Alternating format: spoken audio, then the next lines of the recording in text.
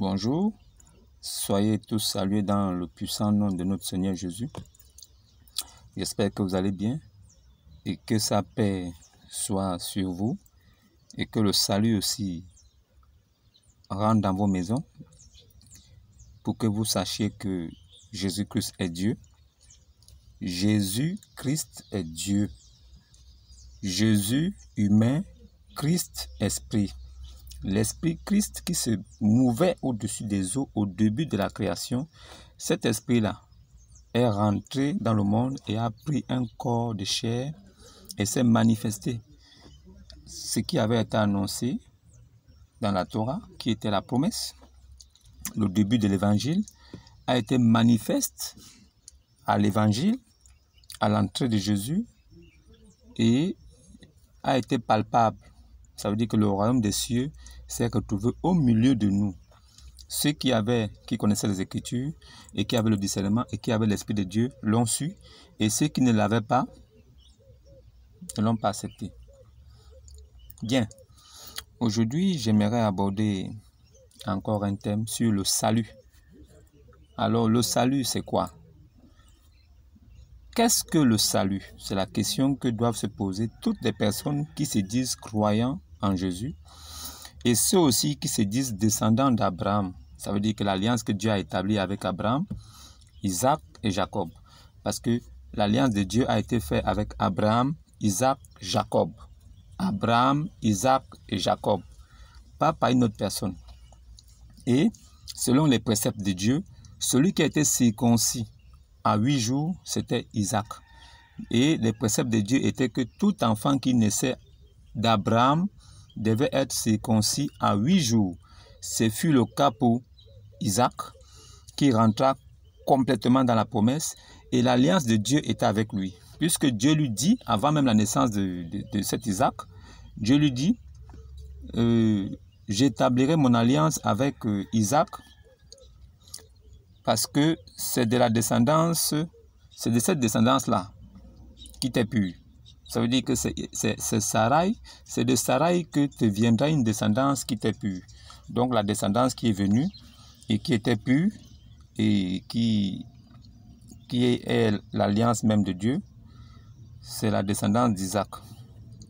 Bon, qu'est-ce que le salut? Le salut, est-ce que c'est une chose? Est-ce une personne? Est-ce quelque chose qu'on peut obtenir et perdre? Moi, je vous dirais tout de suite que le salut, quand on l'obtient, on ne le perd plus. Le salut est éternel. Toutes les personnes qui acceptent Jésus, qui croient en ce que Jésus a dit, qui se font baptiser en son nom de Jésus-Christ, sont sauvés. Ils obtiennent un salut éternel. Un salut éternel qui ne finit pas, qui n'a ni commencement ni fin de vie. Le salut est une personne, en la personne du Seigneur Jésus-Christ. Le salut, c'est Jésus-Christ lui-même, manifesté en esprit. Si vous acceptez Jésus, si vous obtenez le salut, c'est cet esprit Christ qui rentre en vous. Et si vous avez cet esprit Christ en vous, vous l'avez pour l'éternité. Quel qu'en soit ce que vous allez faire, quel qu'en soit le comportement que vous allez avoir, quel qu'en soit votre bon ou mauvais comportement, bonnes œuvres, mauvaises œuvres, ça n'a rien à voir avec le salut. Le salut, c'est juste la croyance en quelque chose sans l'avoir vu. Et si vous croyez, vous l'acceptez. Et il devient une même chair avec votre esprit. Cet esprit Christ, c'est-à-dire il rentre dans votre esprit humain et c'est éternellement. On ne perd pas le salut. On ne perd pas le salut. Le salut, c'est Jésus-Christ lui-même. Quand tu acceptes Jésus-Christ dans ta vie, tu ne le perds plus. Tu ne le perdras plus jusqu'à la fin de ta vie. Même si tu es une prostituée, même si tu es un grand bandit, tueur, même si tu es quelqu'un de mauvaise vie, si tu as cru sincèrement en Dieu, en son Fils Jésus-Christ, qui est venu mourir sur la croix et que tu l'as accepté, tu obtiens un salut éternel. Et il ne faut pas faire les bonnes œuvres ou bien se comporter ou ne plus pécher ou bien ne plus faire du mal pour que ce salut reste avec toi. Ce salut reste avec toi éternellement. Le salut est éternel. On ne perd pas le salut. On ne le perd pas. Le salut est éternel. Parce que j'entends certaines personnes dire qu'on peut perdre le salut. Et certaines même se battent pour ne pas faire des péchés. Oh non, comme tu as accepté Jésus-Christ maintenant, tu ne dois plus pécher. C'est quoi ça? Qui vous a dit que quand on accepte Jésus-Christ, on ne pêche plus? Ou bien on est devenu quelqu'un de différent qui ne pêchera plus, qui ne fera plus du mal? Qui vous a dit ça? Vous vous trompez vous-même. Ce n'est pas les fidèles que vous trompez. Je m'adresse à vous, les pasteurs bonbons là, pasteurs bandits, braqueurs, des pasteurs mendiants. C'est à vous que je m'adresse. On ne perd pas le salut. Dites à vos fidèles qu'on ne perd pas le salut. Voilà, vous qui les ruinez là, vous prenez leur argent en leur faisant croire qu'il faut qu'ils donnent l'argent, il faut qu'ils fassent des œuvres, il faut qu'ils vous enrichissent. Parce que c'est avec ça que Dieu va les bénir et ils seront au paradis.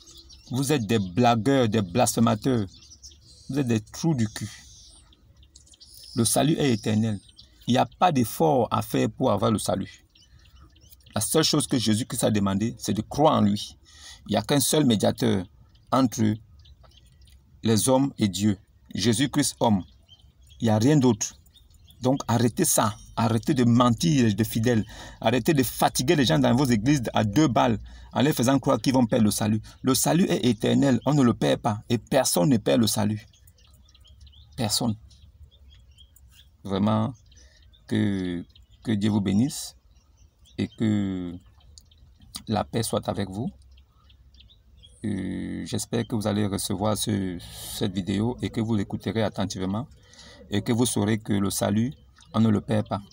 Et en plus, la femme n'a pas le droit d'ouvrir sa bouche dans l'assemblée des saints. Si vous voyez une femme qui prêche ou qui porte parole à la chair quelque part, c'est Jézabel. Ce n'est pas Jésus qui l'a envoyé, c'est sûrement un autre Dieu.